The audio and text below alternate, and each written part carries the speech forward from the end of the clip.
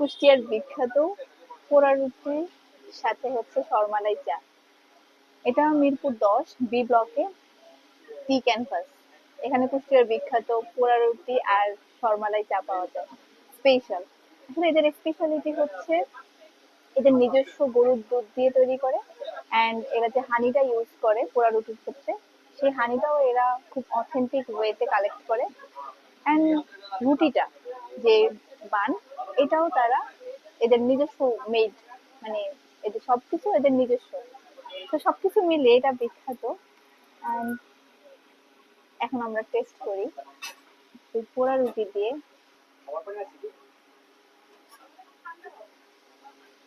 হুম, অনেক ভালো।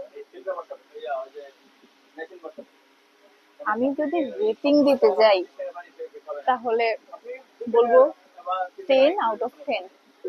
রুটি সব যেমন স্পেশাল, তেমনি এদের বিহেভিয়ারও খুবই স্পেশাল, খুব ভালো।